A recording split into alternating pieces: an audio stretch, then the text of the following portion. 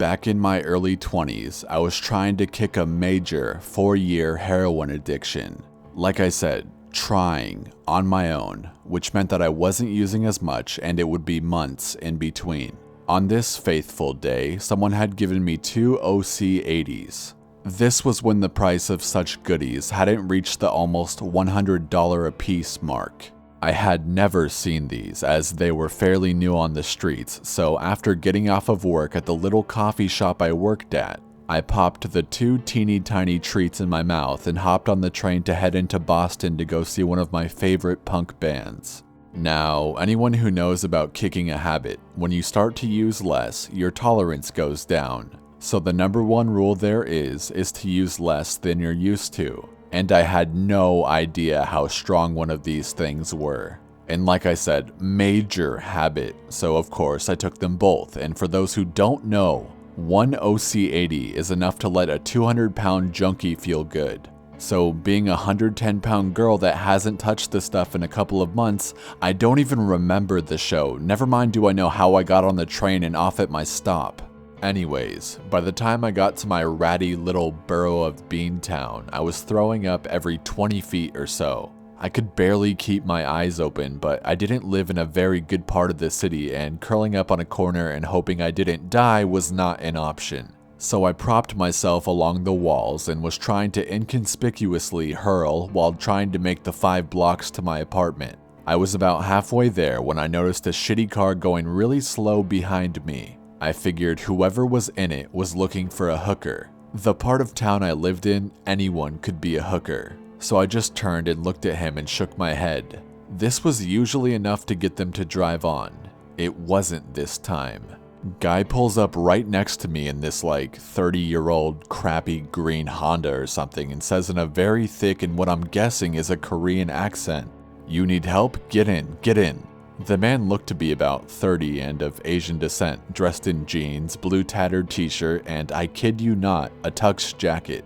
That has nothing to do with anything, I just thought it was strange. Living in Boston, you see some strange stuff. Now, even being a junkie / punk chick, I was always a polite girl who was so nice to strangers as to not hurt any feelings, and because of this, I would get myself into dangerous situations, and I knew this. So I just wiped the puke off of my mouth and smiled at the guy and said, "Thanks, but my boyfriend is waiting for me just down the street."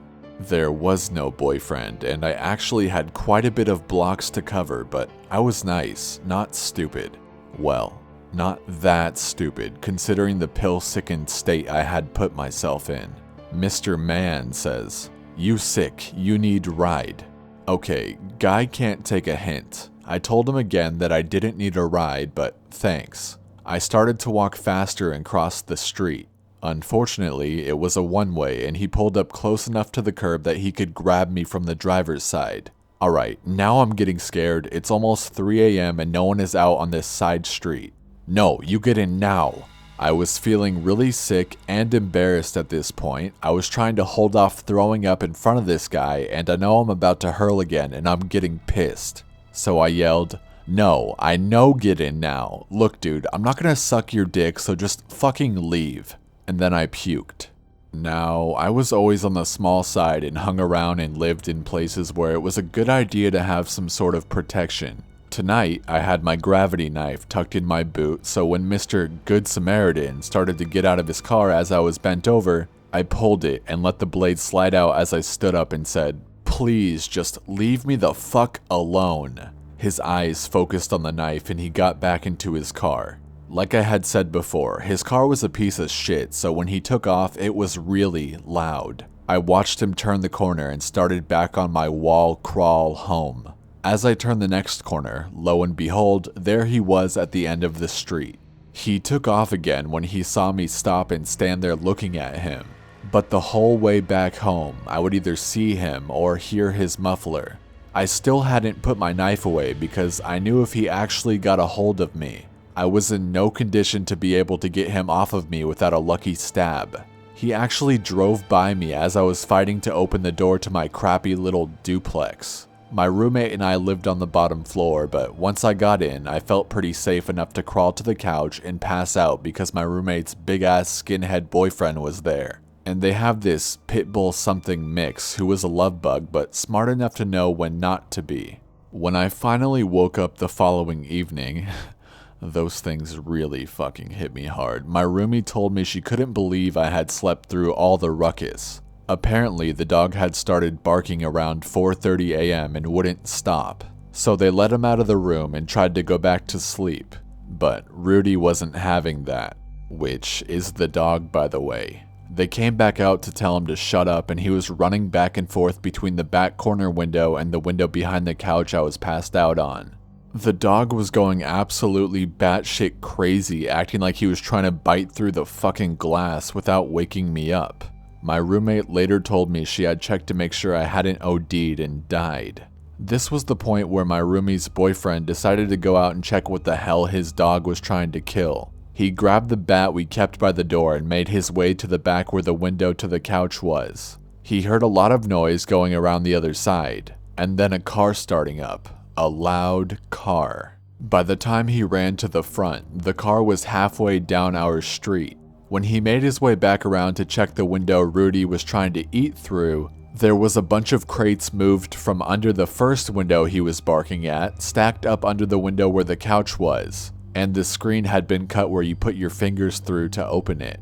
I always read these stories where people say I'm getting goosebumps just writing this, and I think they're being over dramatic, and now I feel like an asshole because there really is no way to describe how you feel reliving this.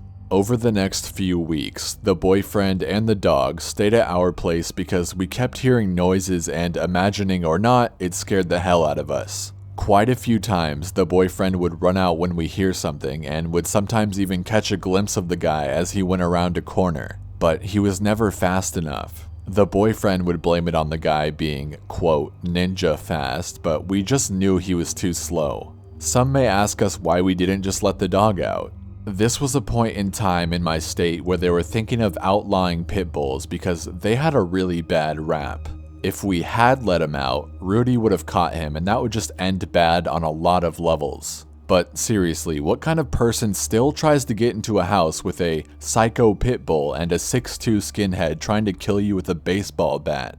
Now you might ask why we didn't call the cops. Well, like I had said, I was into some pretty bad stuff, and as a rule, punks don't like cops. However, the neighborhood I lived in, we all talked to each other and some of them were cop callers. My next door neighbor knew what was going on and called the cops one night when she heard someone in her kitchen. She lived alone. She locked herself in the bathroom and started yelling that the cops were on their way, but this guy was persistent. He was trying to pop the lock from outside until he actually heard sirens and then he booked it. The lady said she heard a loud car start and looked out the bathroom window that faced the street to see, you guessed it, a crappy old green car drive away. When I heard about this, I felt really bad. I mean, this lady is like 87 or so and lives alone. What would have happened if the dude got in? Why, oh why didn't we just let Rudy eat him? When the cops finally got there, the three of us were outside, so they started asking us if we had heard or seen anything. So we told them what had been going on, and I gave a description of who I thought was doing it, but also said I wasn't sure of the details because I hadn't been feeling well at the time. The cop that was writing it down almost threw his pad and pen down, saying that if people like us, I don't know if he meant punk rock, smartened up and called the police, they would have caught the guy. Apparently, Mr. Get In Now fit the same description as a guy that they were looking for that was wanted for quite a few sexual assaults around the train station. Now I felt really bad, but still had to give the cop lip over the people like us statement. But that's not the point. I've been clean for over 15 years and don't live near town anymore, so I'm pretty sure I would handle things differently now. And I know that if I hadn't been messed up, then I would've. As far as I know, they never caught the guy.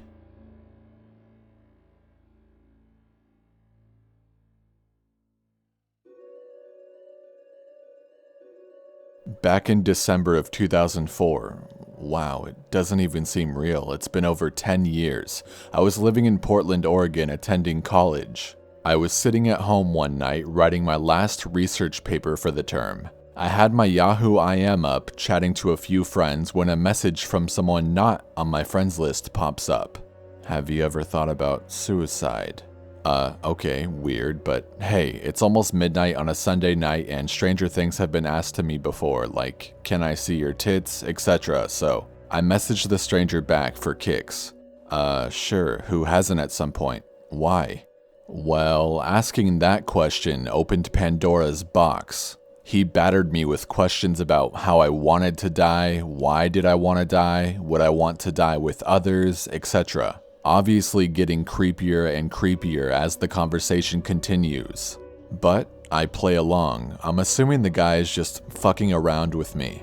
I ask him his name and he says it's Jerry, and I ask to see a picture of him. He sends me to a profile pic on Hot or Not and asks me if I think he's good looking. I tell him sure, yeah, you're cute or whatever. He asked to see a picture of me, and I send him a random old photo of a girl on my MySpace friends list. Yes, it's that old, I realize now. And he tells me that he thinks I'm a 10. Wow, awesome. Thanks, Jerry, who's obsessed with suicide. As the conversation continues, he tells me that he's sick of his life and women don't seem to be attracted to him, so he wants to end it all. I tell him the things you're supposed to say to people in this situation. Relationships are nothing, you're more important to the people in your life, don't do it, blah blah blah. I'm not heartless, but I just don't feel like talking someone off of a ledge at around 1 a.m. Jerry tells me that he's met a lot of women online that want to kill themselves and that he's planning a party for Valentine's Day, which is 1.5 months from now, so everyone can come and do it together at his house in Klamath Falls, Oregon. He then asks me if I'm interested in joining.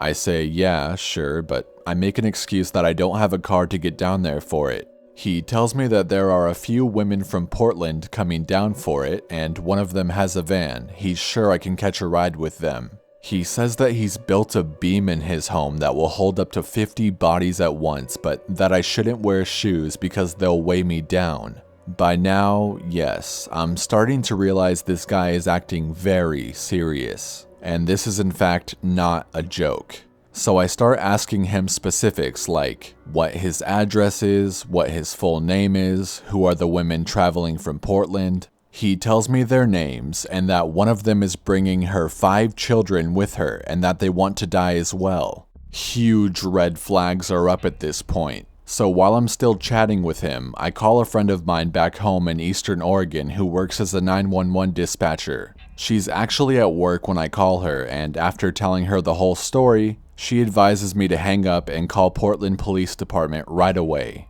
and at least give them the info to pass to Klamath Falls. She makes a record in their system that I've called, just in case. I keep talking to Jerry and I call the Portland police and they send 2 officers out about an hour later and they pretty much laugh at me when I explain to them what's going on. I print out our chat log, give them the guy's full name and address, which I've already verified through Google as being legit, as far as Google can, and they tell me to just quit talking to him, simple as that, and they just go about their business.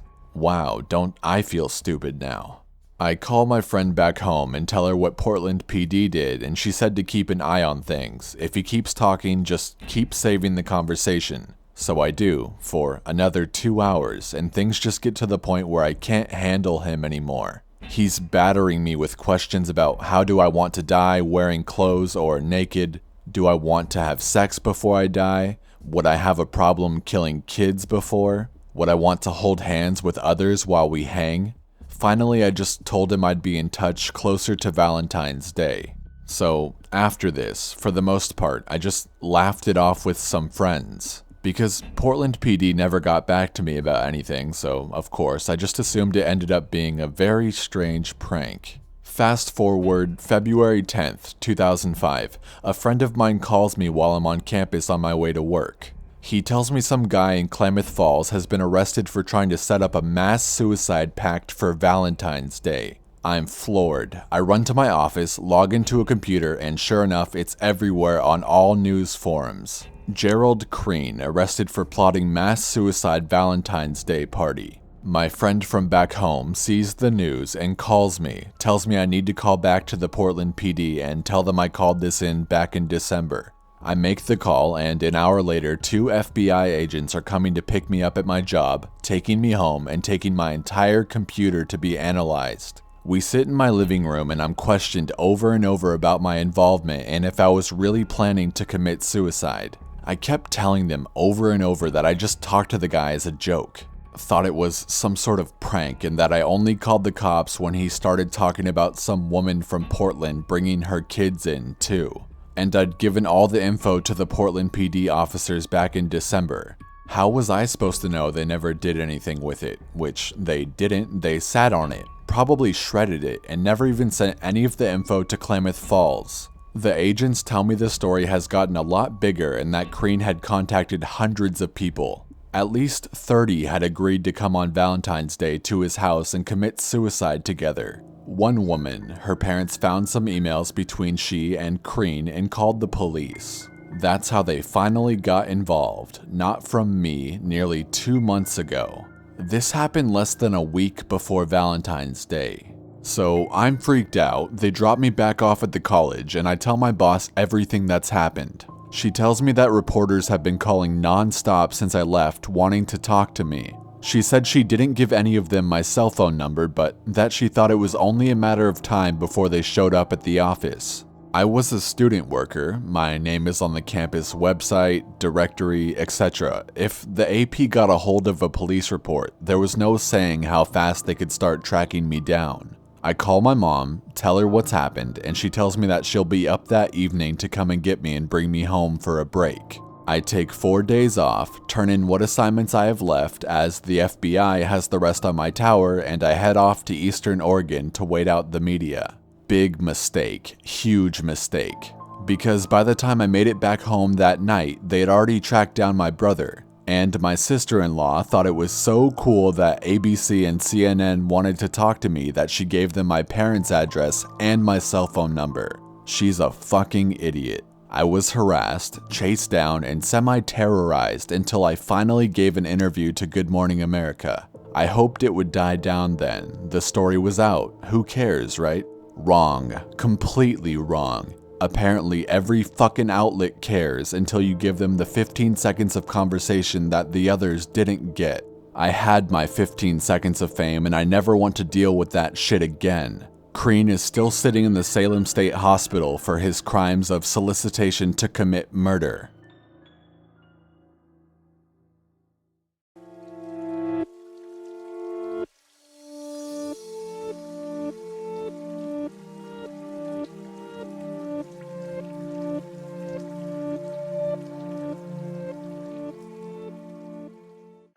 Hey everyone, just a few things to say before the video ends. I did do the second story a long time ago on my channel, but it was one of my old taken down videos and I really liked this story, so I decided to re-narrate it because the writer recently gave me permission to do so. Second, this video was originally supposed to have 3 stories, but the third story that I really wanted to do I couldn't get permission on. I was waiting a few days for this person to respond and it kind of messed me up because I can't begin editing until I have all the stories recorded. And I didn't want to record the story if I didn't have permission, so it was sort of like a big waste of time. And I tried adding another story that I had last second, but when I listened back to it, I just sounded not myself because I was so rushed. So I decided to just say fuck it and only have 2 stories, and I hope you understand. My bad if you don't like listening to stuff like this at the end of my videos, it's just that I feel like I have to explain myself when I think a video is not as good as it was supposed to be. It's spring break where I live right now and recording time is slim because of all the loud noise around me and it's pretty irritating to be honest. Also, if you guys remember in my last video where at the end of it I talked about all this random stuff happening to me that's preventing me from making videos, 40 minutes after I made that video, I'm not even kidding, 40 minutes, I left to go somewhere and planned on just taking a break from it all for a little bit and I got in a car accident again. And it was 100% not our fault again. On a brighter note, I just hit 200,000 subscribers and it's honestly probably my greatest achievement. I don't think it's quite hit me how many people that actually is, but maybe one day it will set in when I meet some of you. A lot of you have been here through everything. My computer breaking and me losing everything, 2 car accidents, health problems directly impacting my narrating, sickness, everything, and I sincerely appreciate it. But, as always, don't forget to send in your personal stories to the email in the description. I'll also have some merch and stuff there as well. By the way, the new design for the t-shirts is almost finished and it's the greatest thing ever, and I'll be announcing that on Twitter and stuff, so make sure you're following me on there. Stay safe and have an awesome day.